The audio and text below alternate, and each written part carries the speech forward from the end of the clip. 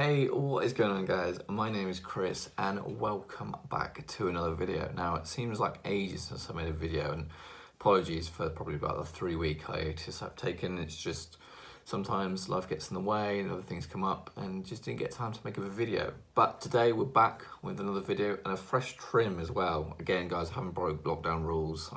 This is a self-done haircut. I mean, not the best, I have to admit, but I look like I'm part of like the Peaky Blinders or something like that. But you know, needs must. A DIY haircut is needed. You know, probably some of you are in the same position as me. So anyway, you know. And in today's video, I'm going to be talking about high risk investments. Yes, I'm talking about mergers, I'm talking about hype stocks, I'm talking about penny stocks, all that kind of good stuff. And on this channel, for the longest time, I've always talked about, you know, not timing the market, long-term investments, staying away from hype, you know, index funds and all that good stuff. But I have been a bit of a hypocrite and gone against my own advice in some ways and started to invest some of my money into some of those sort of penny stocks, those high-risk investments, those sort of potential mergers, kind of those kind of investments. And I kind of wanted to share my portfolio with you. It's only a few stocks and I wanted to talk through my thoughts and opinions on them and why I've invested in them. And then also wanted to cover why getting involved in penny stocks and high risk stocks and hype stocks can be risky, but if you limit your risk and make sure you to do a few key things, that you can just have a bit of a fun, a bit of a play around with some of those higher risk investments. So if that is something you do find interesting, then stay around for today's video. But before we do, if you could drop a like, leave a comment. We've just surpassed 200 subscribers, which again isn't a lot to some people, but for me is an amazing milestone to hit. So if we can keep up that momentum with likes and comments and subscribers, then that is great. So leave a like, leave a comment, let's get into today's video. So let's talk about penny stocks first of all. And I mean, if you've not been living under a rock, especially for the last couple of months, and if you're part of the investing community and you pay attention to the markets and investors in general, everyone is talking about penny stocks and the next big thing and the next hype stock. And I can see why. I mean, penny stocks are stocks that can potentially 5, 10, 20, 30, 40x your money within a matter of weeks if you get the right penny stocks and you invest in the right companies before the hype potentially. And then when you compare that with long-term investments in, you know, stocks like Apple or even index funds like the S&P 500, whether they're good investments and they're strong investments and long-term investments, the likelihood of you 10xing your money in those kind of stocks is limited because they are blue chip companies such as Apple, that they've been on the stock market for such a long time, that they're well-established companies. And although that you should see growth over a long period of time, not in the ways of penny stocks where you could potentially 4x, 5x your money within a matter of days and minutes even sometimes depending on the stock. So I completely understand why lots of YouTubers, a lot of people, including myself, are interested in penny stocks. But with high risk, reward becomes high risk losses, and you know there's plenty of penny stocks out there that could turn, you know, 5x in gains, but could also, you know, 5x in losses. I mean, you've only got to look at, although not a penny stock, you've also got to look at things like GameStop, obviously everything that's been going on in the market in the last couple of weeks with that side of things, with the short squeeze, with the Reddit Wall Street bets and all those kind of stuff. You can see how a stock can shoot up so quickly, but at the same time can come crashing down within a matter of days. And so penny stocks can follow that same trend, but I have invested in some penny stocks and I do want to share some of those with you today just to give you an idea of what I'm investing in. Again, this is my high risk portfolio. This is in the invest account within Trading 212. You know, if you've watched a couple of my previous videos, you know that I moved all my money in my invest account over to my ISA, just been basically for the tax benefits. And so most of my portfolio is in the ISA side, in those kind of investments like Apple, in the S&P 500, in lots of what I would consider safer options in dividends and, you know, blue chip companies like Apple. But I have decided to put a little bit of money into my high risk portfolio, as it were, my penny stocks and various different stocks. So I do want to share those with you because ultimately it's a little bit of fun, a little bit of risk, investing in those kind of companies where it can go up and down so quickly, and within a matter of days and weeks the market can change dramatically. And I think that is really fun and interesting and keeps me on my toes. It allows me to keep researching different companies, investing, and it makes investing a little bit more interesting, especially if you've got a portfolio that is a little bit more risk adverse and a bit quieter, and a portfolio that isn't going to see these massive swings either way, which is what you should be doing. But at the same time, when you're a young investor like me who wants to kind of see a bit more of a high risk portfolio, a bit more risk sometimes, then that is what I'm doing. So with these stocks, so the first one I'm going to be talking about, I'm going to show you my portfolio of various different points in here. And again, it's only a few stocks, but the first ones I want to talk about from a penny stock perspective are GAXI and then HCMC. But first of all, with GAXI, GAXI has been a penny stock that I've been looking at probably the last month or so. Again, if you're into penny stocks, you've been doing investing, you've been looking at all those kind of things, GAXI will be on your radar. And if it's not, then it's maybe one to check out. So essentially, GAXI is a company that basically provide technology for schools, so online equipment, technology for schools essentially. And they also offer a lot of stuff to kind of cater for education in schools to sort of combat the social distancing side of things for COVID, and basically ensuring that a school campus or a school classroom can be safe and secure with all those kind of pandemic restrictions in place. So essentially their technology allows people to kind of learn from home and learn from schools, and essentially is a company that, although is in its infancy, has a lot of potential in my opinion. So a company that again has a very small market cap. From a penny stock perspective, it is a true penny stock. So its cost is so low. I think we're at 0.038, 0.48 at the moment in that fluctuation, that kind of cost, which is a tiny stock, but with upside that could see such great potential. Again, you go up by a couple of 0.0 point pennies and you could double your portfolio. So again, for me personally, I have a little bit of money in this stock. When I say a little bit, I mean a small amount, and I mean £100, a small amount.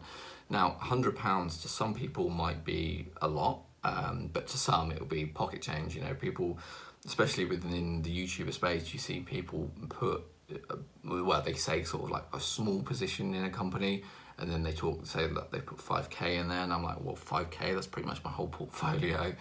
So to some people, £100 will be a lot, but some it'll be absolutely nothing at all. And for me, in my personal position, where my portfolio is at, £100 is a risk-free investment in the sense of I'm willing to lose that money. So I think that's one thing that I've been kind of making sure is reevaluating my portfolio and making sure I'm only risking money that I'm willing to lose on these high-risk plays. Again, with GAXI, I see potential from an investor standpoint. It's one that I'm definitely going to be in for the next sort of 3 to 6 to maybe 12 months. I see there's a lot of potential to kind of ride the wave of getting schools back, getting pupils back into schools. I think companies like GAXI can offer the technology and facilitate that happening. And so because of that, I do see potential in this stock, and it's part of my portfolio. It's from the future actually. As I was editing this video before I uploaded it for you guys, I realised for the actual GAXI stock that there's been some news and some update on that stock that I thought was probably worth mentioning. So I'm going to add it in as a quick clip in here. But essentially, GAXI at the moment on Trading 212 has sort of ceased trading in the sense of that new investors or investors can't add to their positions. So this has been basically Trading 212 out of the blue on Friday or Thursday of this week decided that you could no longer buy GAXI stock shares using the app. This is to do with some kind of compliance thing with the OTC side of things. Trading 212 have said, look, you can't no longer invest in this company at the moment for whatever reasons they've given. The Gaxi themselves have come out and been like, yo, this shouldn't have been happening. We've done all the compliance side, our side. There's no real reason why we shouldn't be able to invest. But at the moment, as I make this little update, you can no longer invest in Gaxi on Trading 212. You can on other brokerages, you can in other countries. Obviously, Trading 212 is a massive one in the UK and parts of Europe as well. So just bear that in mind with this stock at the moment. If I'm honest, it does create a little bit of uncertainty, but from a fundamental standpoint of the actual stock, the earnings have increased, the business is growing, the business is going in the right direction. I think this is just sort of like a blip and a bit of a confusion really with the stock itself being so small and so unique in its situation, in the sense of its popularity in the last couple of months, that I think wires might have been crossed, and Trading 212's had to kind of just stop people being able to buy the stock over the last couple of weeks. But just bear that in mind. At the moment, as I make this update, you cannot buy any further shares into Gaxi. If you've already bought the stock, you can only sell it at the moment.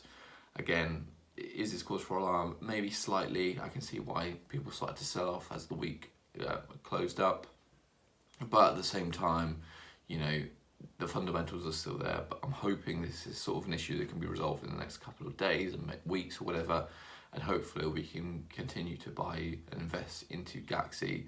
I'm going to be holding my position. Again, I've spoke about it in this video. It's a really, really small position, just over £100, so it's nothing major in the sense of my position. I was looking to add more over time, but at the moment I'm not too fussed to see what happens. So at the moment you can't buy any more, you can only sell because of this update. I'm going to leave some links and some things on the side here just to kind of cover what people have said and gone into some more detail about this update. But I thought I'd just add it into today's video. Okay, back to the original video. Okay, so the next penny stock that I've got on there is, no surprises, is HCMC. Now, if you've been living under a rock for probably the last 2 months, you might have not heard of HCMC, but honestly, this is a stock that's been on a lot of people's radars, and mainly because of the lawsuit. So again, to keep this kind of short and brief, this isn't going to be each individual stock analysis on each stock, but just to keep this brief, HCMC essentially is basically filed a lawsuit against Philip Morris. So Philip Morris is a massive sort of company that kind of sit in that sort of that tobacco space. So they own brands like Marlboro, for example. And so they're a big player in that space. And HCMC are a very, very small company in that space. So I think a market cap of below 500 million, which in company terms is a very small market cap, especially when you're looking at various stocks. So anyway, long story short, they've filed a lawsuit against Philip Morris, basically for some of their technology that HCMC have. And essentially they're filing this lawsuit against Philip Morris because Philip Morris are using this technology and they kind of want to earn the money based on that. And because Philip Morris is such a large company in comparison to HCMC, that there is a potential massive upside for HCMC investors. So currently this stock started only a few months ago, literally at 0.01 or a penny. Like not even a penny, 0.01% of a penny. So we're talking such a small company. Now that has fluctuated because of this hype, because of this lawsuit, has moved up over the last couple of weeks, and that's what I mean by potentially doubling. If you put £100 in and that goes to 0.04, that's 40 times your money, right? So there's potentially a lot of upside for this company, and over the last couple of weeks and months that has increased, and I'll leave the numbers on the screen where we're sitting at the moment. But as you can see, there's a lot of upside. But this is all in anticipation of this lawsuit. And this is why probably this is the most high risk one in here. And again, why I've only put in £100, which again, like I said, to some people might be a lot, but for me, it's a small amount of money that I am willing to lose, because if they don't win this lawsuit and they don't win this extra money, then you can see what's going to happen. People are going to sell off straight away, in my opinion. And again, this is only what I see happening. And because of the potential upside of the lawsuit, if they win it, I think it's in the region of between 1 and 1.5 billion pounds. And again, when you've got a market cap of 500 million, you see the potential upside, right? So there is a potential massive win here for HCMC if that lawsuit does come in. I want to be part of the journey. £100 is a risk that I'm willing to take to see what happens. And again, like I said, if it goes to zero, it goes to zero. But again, another penny stock that's got a lot of hype around it. Hopefully we're apparently meant to hear by the end of February if they're going to win the lawsuit, or at least for Philip Morris to come back and say yes or no to kind of paying the price. But like I said, it is high risk, high reward, but again, I'm willing to lose that £100 if it doesn't pay off. So that is the other one, the other penny stock that I'm in at the moment in my high risk portfolio. Okay, so now I want to talk about the company that I've invested most of my capital, most of my money into this portfolio, and that would be Alpine for Technologies. Again, if you've been living under a rock, you might not know about this, but if you're part of the investor community, everyone's heard about ALPP at the moment. And again, there's a stock that's got a lot of hype around it. But essentially, even back in November, this stock was at 0.03% of a share, like 30p, I think, somewhere around that region. So absolutely nothing, completely, absolutely nothing. And it's gone on this massive run over the last sort of three months or so, and currently sitting at about $6.50 at that region at the moment. And we have seen highs of over $8, even $9 at one point. And so there's been a lot of growth in that time. And again, if you're an early investor in one of these back in November, you can see the potential upside. You know, you're not just 10xing your money, you're going to the moon with this one. So there's potentially a massive upside with companies like Alpine. Now, the reason for that, the reason for the growth, so Alpine's basically a holding company that owns various different companies, and one of those subsidiaries of that company is around sort of drone technology, and so they're doing a lot of stuff in that drone space. And one of the main catalysts really for that stock to increase, especially over sort of December, January time, was basically around sort of the new laws for America's companies to do with the drone side of things. So essentially DJI, who own basically about 80% of the commercial space when it comes to drones, which is a very substantial amount of the market percentage, obviously with 80%. And if you've seen any drone, if you've seen any YouTuber, if you've seen anyone flying drones around, the likelihood is it's from DJI, which is fair enough. But in America, they have basically announced that no company from China, which is from DJI, is allowed to kind of compete for any sort of more military contracts or anything in that side of the space. So that 80% of the market opens up realms of possibilities for several different stocks, several different companies to fight for that position, to have a piece of the pie of that 80%. And Alpine is one of those with its drone technology. And that's why there's been a lot of hype around it, because there's a lot of potential now for a company like Alpine to really kind of take a bit of that market cap, win some of those military contracts, really work in that space. And there could be potential, a lot of upside for a company like Alpine. And again, another one of the catalysts at the moment that everyone's kind of sort of mulling over and waiting for and looking forward to is them being listed on the NASDAQ. So obviously NASDAQ is renowned for being one of the big exchanges, markets, and obviously is a market that you want to be appearing on. However, to appear in that, your stock value has to be over $3, obviously, and I think it has to be for over 3 months consistently. Now, obviously Alpine is pretty much there with that, hitting sort of $6-7 range, even $9 as I touched on before. And so with them getting uplisted onto the NASDAQ really does change the game potentially, because it's going to allow them to have such a greater, wider visibility, and it's just going to allow sort of institutions and, you know, average investors like myself the possibilities to kind of invest in that stock as well. And so when that does happen, and again, I think it's one of those that's imminently meant to be happening sometime in February, you know, next couple of weeks. Once that does happen, what a lot of investors, and me, myself included, is hoping that this stock is going to sort of grow over time and grow because of that uplisting to the NASDAQ. And again, all those catalysts I mentioned before. Again, because of that, I have invested about £650. Again, like I said, to some people that is nothing, to some people that is substantial. It does make up a larger percentage of my investment portfolio, in my high risk portfolio, I should say. which again, like I said, for me, this is a bit more of a longer play. I see this being more for, you know, a couple of years rather than, you know, out in a couple of months. But, you know, like I said, at the moment we're seeing a bit of a negative downturn, but I mean, generally the markets have been red over the last few days, so that's probably part of it. But like I said, it's a stock that I am gonna hold for a while, but like I said, most of my investment has gone into that one.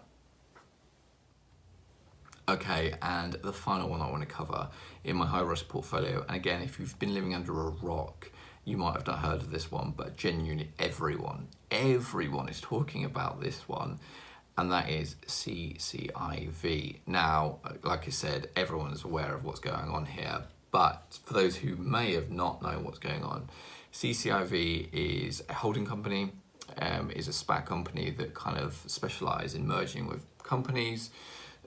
So for this example, Lucid Motors is one of the hottest anticipated EV companies out there at the moment. The CEO, the owner of the company, used to work for Tesla.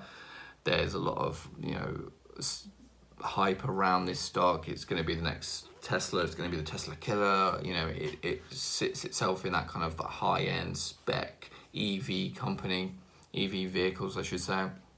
And so there's a lot of potential with a company like this. They've got their own factories, they're manufacturing themselves, and a lot of hype and a lot of upside is on this company at the moment because of this merger. So because they want to go public by, I think, by April, it means that the only way they can do that is via a SPAC.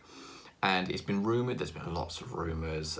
Every single day there seems to be another connection between the two. But it's been rumoured that they're going to be merging with CCIV. So again, at the moment, we have not got confirmation of this as I make this video. This is all based on speculation. A lot of people have been doing a lot of research and a lot of DD on this one to kind of piece the puzzle together, to look at the links of why why Lucid may be merging with CCIV, and there's lots of you know, really good research out there to link these two together.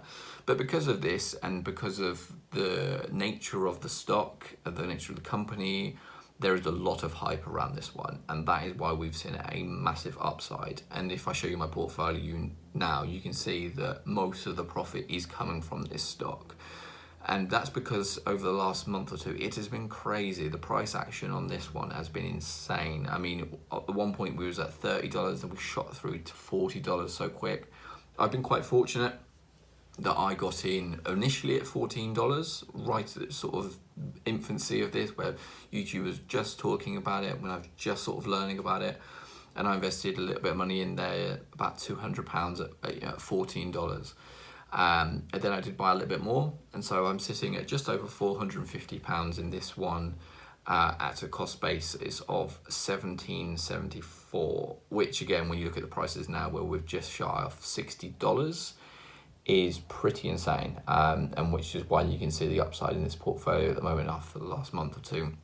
And again, this is all just on hype, but genuinely we haven't had any confirmation from either CCIV or Lucid Motors that this is definitely happening. This is people speculating, this is people making rumours, you know, the hype side of it, anticipating that this may happen. And again, this for me shows the power of the market. I think, you know, the GameStop stuff really shows the power of the market, but this also really does show that, you know, a lot of hype, you know, people selling the news, as they say, increases that cost and increases that price. And when you compare that to NEO, for example, which again last year was a stock that everyone was talking about, EV hype, all that, the Chinese market going to dominate and be the next Tesla over in China, all that stuff, went from $6 all the way up to $60, $65 at one point. For that now to be valued less than the CCIV motor, so CCIV is worth more than the NEO stock at the moment, is mad in my opinion. And it just goes to show that the power of the market, the power of the hype, and the power of the risk potential of some of these stocks. You know, I'm buzzing that I've made a substantial bit of money, in my opinion, based on what I've invested. But at the same time, it does go to show that, you know, it's all about hype, it's all about risk. And what I've learned over the last year is hype can really skyrocket a stock. You know, you've only got to look at Nikola, for example, and look what happened there. So any stocks, anything I've mentioned here, penny stocks, any of the mergers, any of the companies in this portfolio, I understand are high risk. And I would not say to any of you to invest in any of these companies without doing your own research, without doing your own due diligence, without forming your own opinion on any of these stocks, because it would be unfair for me to say that you should. Make sure to do all your research in any of these stocks. But that is my high risk portfolio. I have to say over the last month or two, it has grown massively. It's actually surpassed my, safer portfolio in sense of profits. And it's been a lot of fun, I have to admit, being a part of Stockwits and looking at Discord groups and really chatting and sort of learning about these stocks has allowed me to increase my portfolio and obviously the returns that I'm seeing. But I'm not naive to the fact that as much as these can go up, these can go down. So make sure to always do your homework with these ones, guys and girls. There's a lot of high risk, but goddamn is it fun. I mean, if you're in this space at the moment, you're really enjoying investing in these high risk plays and seeing growth in the portfolios is really great.